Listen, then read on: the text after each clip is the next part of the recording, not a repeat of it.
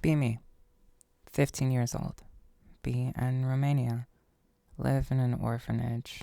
I'd rather have lived in hell. War in Moldova breaks out in 1992. Stole money for over a month so I can go there and maybe take a life for myself. Gathered enough money and headed out. 3 more weeks of almost dying every day. Get accepted in the army without any ID. Around a month later, one night, I got shot in the head. God bless Russian ammunition. The bullet moved half the speed that it should have and bounced off. Stay in the hospital for the rest of the war. Moldovan government wants to pay me. Ask instead for an apartment. They give me a shitty 2-bedroom apartment. Fast forward to 1998. I made a decent life for myself and even became a Moldovan citizen. Everything went really nicely until one fucking night. Can't recall the exact day, but I was taking a walk as I usually am. Decide to take a detour.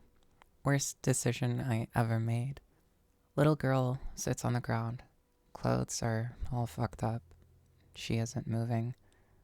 Is she dead? I thought. Poked her.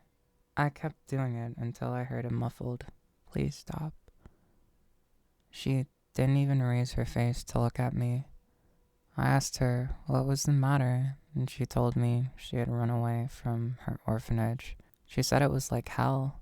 That struck too close to home for me. I knew it all too well, what she was feeling. I asked her if she wanted to come home with me. To this day, I still remember her exact words. "Are you going to rape me too?" "You what, mate?" Told her that I wasn't, and I told her to come with me. She lifted her face up and looked at me. Have you ever seen the face of a dead person? That's exactly how she looked. Grabbed her by the arm and took her home with me. To this day, I believe she thought I was going to rape her. Feed her and give her some of my old clothes to wear that were way too big for her, but they did the trick. Ask her what her name is. Let's call her Anna. We talked for a bit, learned what she'd been through and what happened to her at the orphanage. Basically raped constantly. I found out she was 11. Told her to go to sleep, as it was very late. Lay on the floor of the kitchen and fall asleep. The next day, I go into my room. She's all over the place. One of her feet are up against the wall. The other is dangling off the edge of the bed. Her arms in every single direction possible. She's drooling, and I mean fucking drooling. My bed almost became an ocean. Literally the funniest and cutest shit I've ever seen. Close the door. Try not to die of laughter. About 4 hours later, she wakes up. She says she's sorry and that she should go back. Tell her to screw the orphanage and share what happened in my childhood. She finally understands why I took her home. Give her some food. The day goes by. She learns how to make really goddamn good food. While watching TV, I look at her, still wearing my old clothes. That won't do, I tell myself. I take her shopping. Get weird looks from people because she's wearing my oversized clothes. I buy her the cutest fucking skirt I've ever seen. That shit costed me half my salary, but damn, was it worth it to see the beautiful smile on her face. A few weeks later, she starts having nightmares about being abused. Won't sleep alone in her room. Buy a bigger bed so I can sleep in the same room with her. The nightmares seem to get rarer and rarer. 3rd of August, 2001. She fucking calls me daddy. Happiest day of my life, and I will never forget it. Months go by, and I take her to school. She's finally getting an education. Smartest kid in her class. I gather the money to bribe some officials to create some official documents which would say that I'm her father. Works without a single hiccup. Officially her father on the 10th of September, 2002. Now, this is where it all goes to shit. Take her home, as usual. She's unusually quiet. Anna would tell me everything about her day, but not today. She just walked alongside me and said yes or no to every single one of my questions. We get home, and I make dinner this time. While eating, she bursts into tears. Is my food really that bad? Thought AVI. Anna tells me some kids trapped her in the bathroom and fucked her. Fuck, my blood is boiling just typing this out. Go out of my fucking mind.